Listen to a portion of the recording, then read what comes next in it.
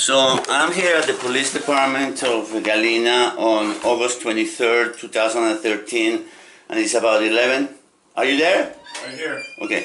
And it's about 11, what time is it, officer? 11, almost 11:45. 11:45, and I'm with the Sergeant Werner from the Galena Police Department.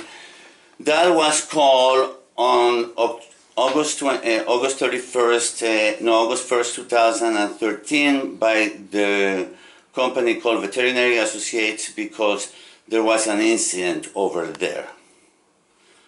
I didn't know what the incident was because I never talked to the officers about that. So that is the person who is present right here. His name is Sergeant Warner. I'm going to put my camera here so it records me saying these things. We're going to lift it up. Guay madre. Let me see. Maybe I put it there. It's facing me. You understand that?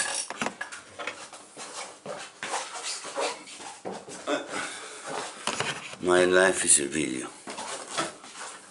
Okay, so on August 1st, 2013, about 1 o'clock in the afternoon, my little dog, Chiquita, who is always together with Willow, came by herself, and I started getting worried. I think it was 1 o'clock. And so at the same time there were some shootings in the area. Those noises of shootings that have many times occur near Tierra Linda, and I'm always worried that who is shooting, what are they shooting. This is not the how do you call it, the hunting season. There is residents all around the area. There is kids, there is dogs, there is people, there is guests, there is grandfathers, there is domestic pets. And I'm always worried about that, but you know, I guess when I call the police, they say they have the right to shoot because they're exercising the Second Amendment. And I say, well, how do I know that the bullets are not going to hurt anybody? They said, don't worry, Mr. Villa, they know what they're doing. Well, anyhow, I heard the shooting, and then Willow was not there, and I was really worried. And at about 1 o'clock, because I heard the shooting, I drove my car to the area where the shooters are. As soon as I arrived, and I had my camera, so I always had my camera, but my camera was facing my legs. I don't know why. I didn't want to put the camera looking at them because they're going to say they don't want to be recorded or whatever. And then as soon as I arrived, the guy comes out, and the first thing he says is, "Did you find your other dog?" And I said, no, I never found it. "Did you find anybody?" And then he said no. But it was first him that said that he knew that I had another dog missing on November 2nd, 2012. So I said, listen, I'm worried because I have a dog. I just want to make sure that you know what you are shooting at, because I have a dog that is running loose. I cannot find her, and the other one is in the house. Please be careful and don't shoot. And they say, no, we are here with the mother and the grandmother, don't worry about it. So I turned around and left home, and then kept doing what I was doing. And around 4 in the afternoon, this is already like 4 hours later or 3 hours later, I am totally worried about where is Willow, what happened here, and I could not hear any more shooting. So the shooting has stopped probably about 1, or maybe at the time that I was there, 1 o'clock when I talked to the guys. So I say, and I'm videoing this, you know, I made a little video that I say, I'm so worried, I don't know where Willow is, this is not normal. She's not going to be staying there for so long, because when they just run around chasing deer or rabbits, and they come back. So I kept doing what I was doing, which was cleaning my pond. And then suddenly Chiquita, which is a very quiet dog, she started barking and barking and barking, almost like saying, follow me. And then I follow her, and it was like Lassie, you know. I remember when I was a young person, saw the movie Lassie, and that Lassie just finds the people, you know, they're injured or something. Well, guess what? My Chiquita was barking like Lassie, and I followed her. So she went towards the area of the metal shed at the entrance of my property, and she just walked towards the bushes, but she didn't get into the bushes, but she just kind of barked at the bushes. I walked into the bushes, and then right there, maybe 10 yards from the fence, I saw the body of Willow. Her back, she was not facing me. So my camera was running again. I walked towards her, and then I said, baby, what happened to you? And I saw the broken leg totally. It was really ugly. I could see the white bone. I could see there was not too much blood coming out, and it was horrible. It was just hanging from the skin. So I had to go and take her to a veterinary. I didn't know what to do. I'm there, the girl is totally injured.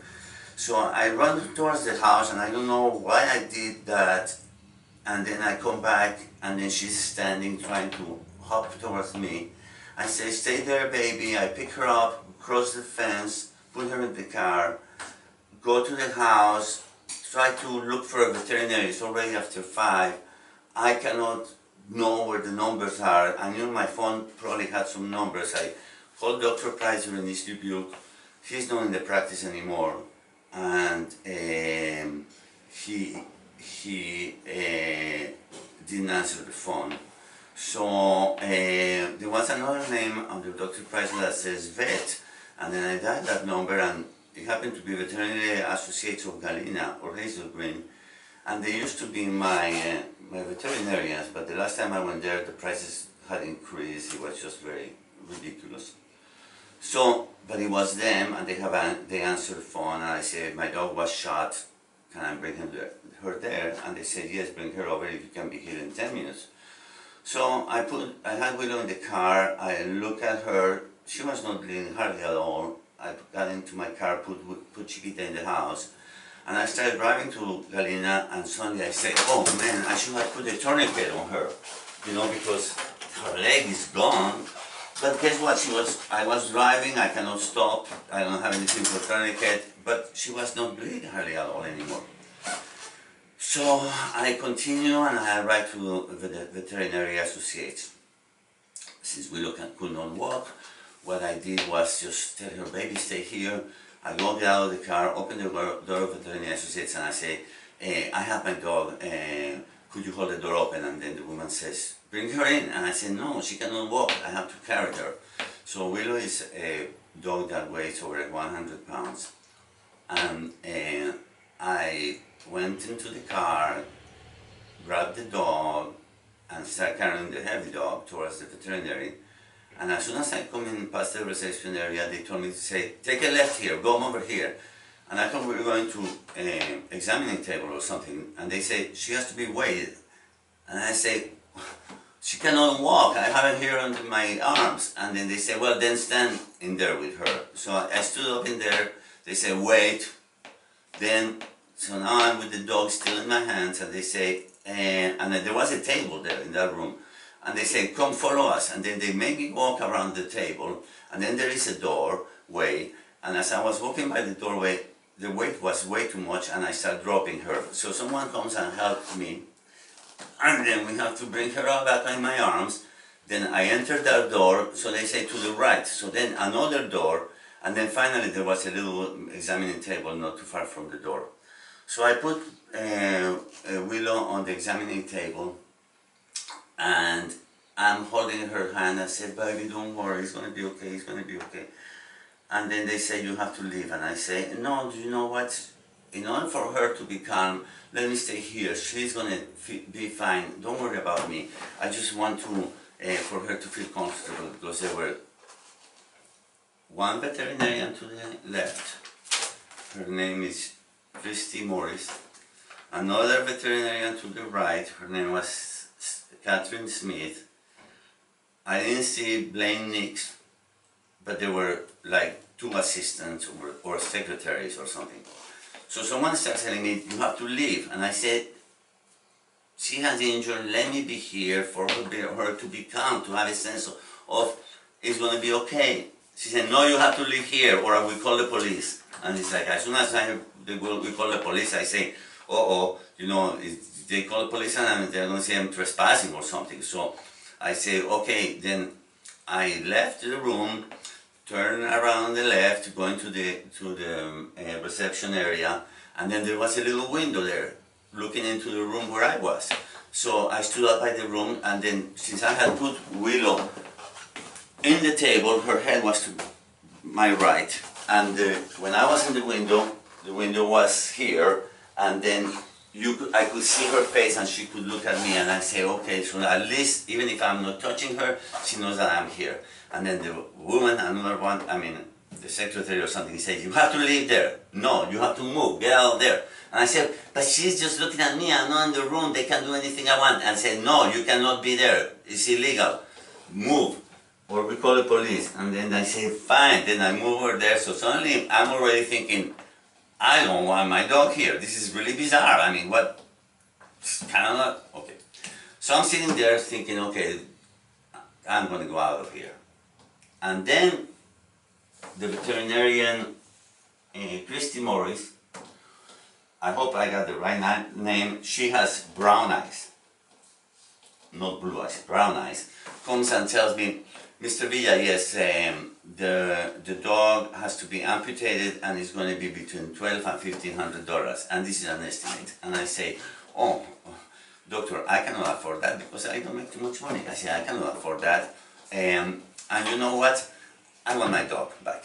So they said, but what are you going to do? And I said, well, you know, I'm going to take it for a second opinion. And then they said, but the dog needs immediate attention. And I said, doctor, I cannot afford that. So I want my dog.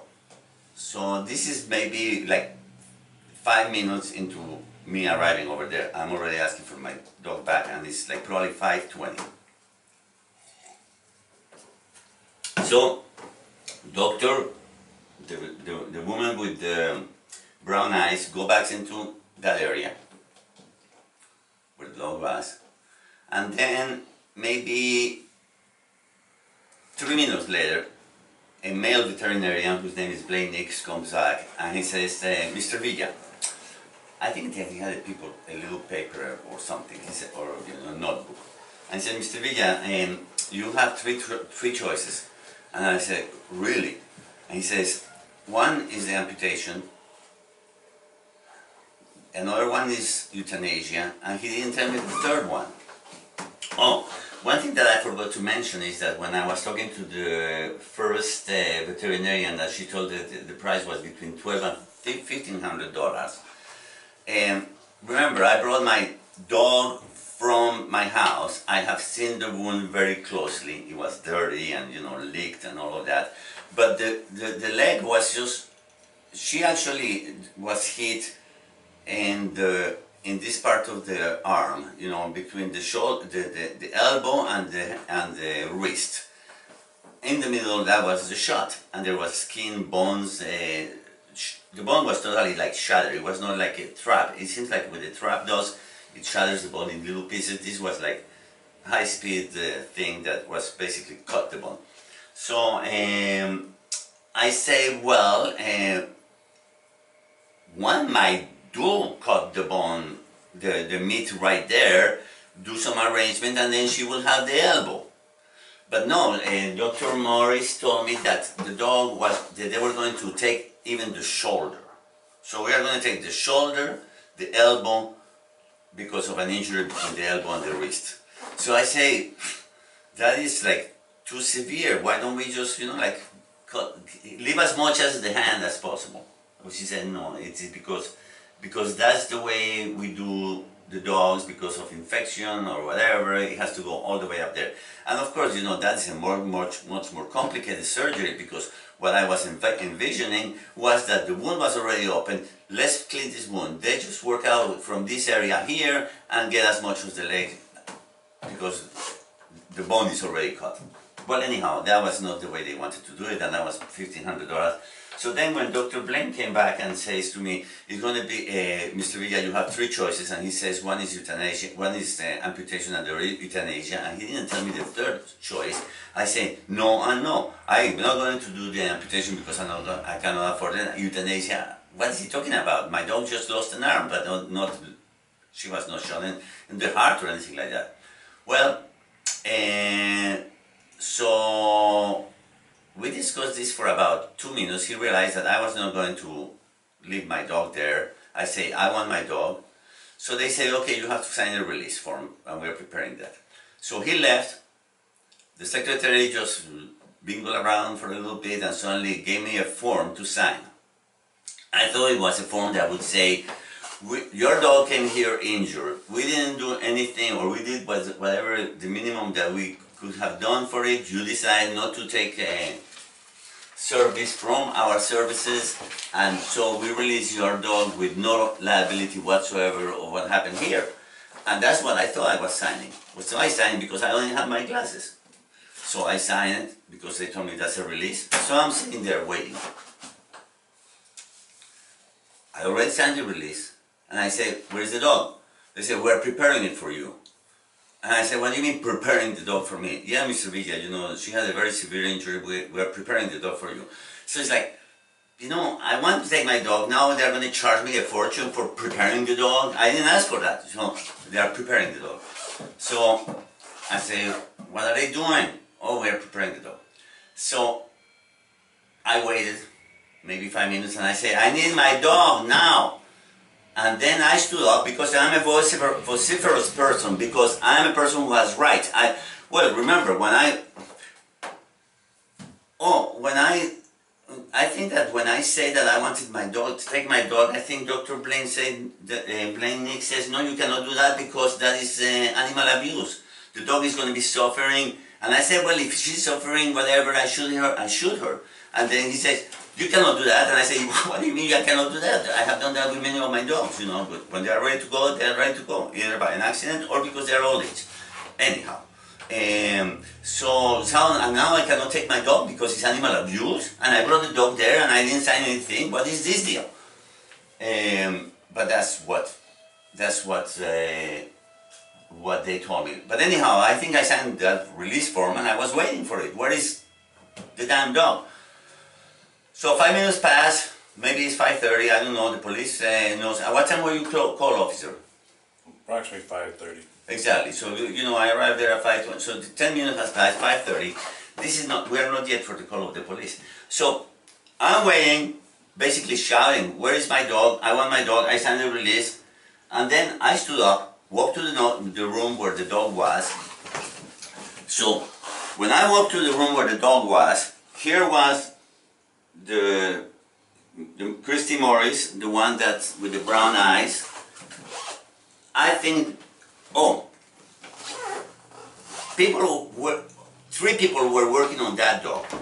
One woman, they had an IV, and one woman was compressing a bag of IV, just increasing the speed of whatever they were putting into my dog. My father was in the business of medical equipment. I have never seen people compress they have a little thing to dose the speed, and if you open it up, it goes at the speed of, you know, the dripping like this. But this one was like, and basically I'm injecting things into the dog. Who knows what that was in that bag? Then there was this doctor here, and her name was Catherine Smith, and she was my dog had the leg like this, and he had already lots of gauze, white gauze, around. And I said, that's enough gauze, why so much? I mean, it's like, it was not like bleeding or anything like that, it's like just, that's enough, I'm taking my dog. And there was the woman behind just squeezing the bottle, the woman here, the veterinarian here, I don't know what she was doing. And then, so I'm standing there, I signed the release, I want my dog. I didn't actually see that. And the IV was I didn't know where it was, but it was there because obviously the woman was squeezing. Maybe I stood before, maybe when I came into the room, I observed that without doing any action. Probably I observed the woman squeezing, the woman rapping, and then the other woman, who knows doing what, Dr. Morris here on the left. And then, so I said, that's enough, I'm going to take my dog. So that's when I just went over there, stood up, grabbed Willow, who is a 100-pound dog, and as soon as I did that, Dr. Morris, with a very powerful hand, grabbed me right here by the top of my shoulder and arm, basically just pushed me towards her. And so I lost my balance somehow, and then at the same time while I was doing that, Dr. Blaine Nix came from behind and then grabbed me over here. So suddenly I'm with the dog. One person pushed me this way, the other here. So I fell to the ground, and of course my main concern is like, don't let Willow fall to the ground, you know, hard because of her leg. So basically it's like we went like in slow motion, and then the IV releases. I know it's a blue thing released because of the distance, you know, now we're in the ground. And it's almost like everybody just kind of tripod down. Not this woman over here, but maybe the woman who was doing the wrapping. So what happened was that Dr. Blaine Nix just grabbed me. I don't know exactly how he grabbed me, but certainly by my right arm, and then suddenly, and then kicked me really, turned me like strongly, so it hurt my elbow and my knee, because he basically slammed me into the ground and then just jumped on top of me, and I got a bruise here, and then suddenly I'm in the ground with Dr. Nix on top of me.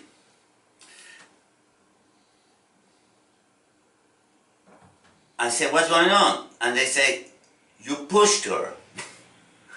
And I don't know what he was talking about, and I said, call the police. So they gave orders to some people to call the police, and then someone says, yes, we're calling the police, and then someone say again, call the police, and then they call the police, and then I say, yes, call the police. You know, it's like, what is going on here? You know, like, they attack me, and then my dog is not being released. What is this thing that I have to use these veterinarians? So I'm in the ground there, he's looking at me, he's, you know, like on top of me, both arms on my arms, legs around me or something, and then he says, I think that he says, you're not going to attack anybody. I say, I'm not, no. So he let me go, and I think we stay in the ground there, because I said, what about the police? And they said, they already called it. So I think I stayed there. Well, at least Willow was nearby me or whatever. This is what I recall. I'm not completely sure, but maybe the officer here will see. Because I'm in the ground, I'll get in a few minutes. So suddenly an officer walks in. And I think that this officer, were you the first one to walk in there? No. So the skinny guy was? Yeah.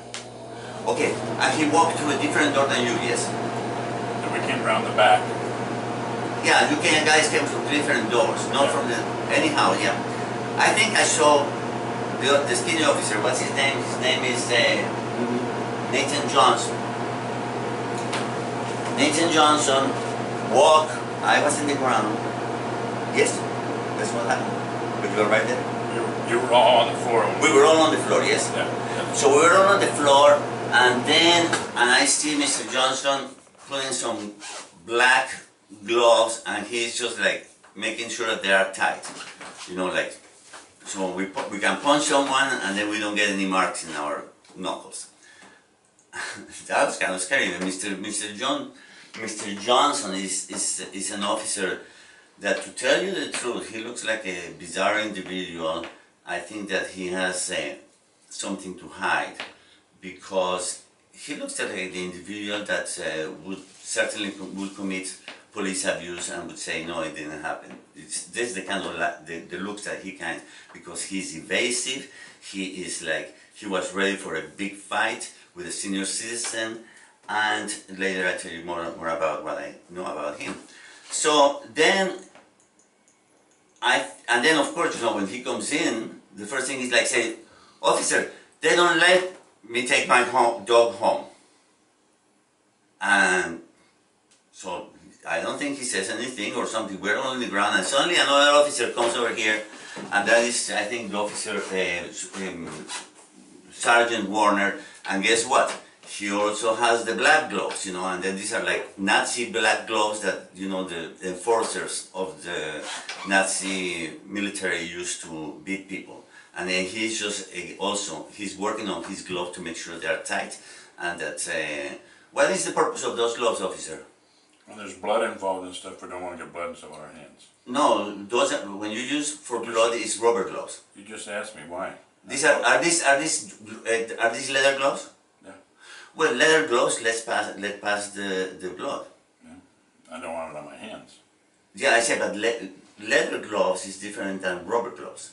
Correct. For blood people use rubber. For heating they use leather. I don't carry rubber gloves with me on my person. What I'm saying is, if you soak a leather glove in blood, you will get the blood because leather is totally permeable. That's all what I'm saying. The leather, the gloves were leather. That's your opinion, yes. But okay. So then another enforcer comes in with his leather gloves, put him in like this, and then it's like, remember, I'm a 65-year-old man. I have had 4 heart attacks. Did you know that? You guys know that? The police should know that.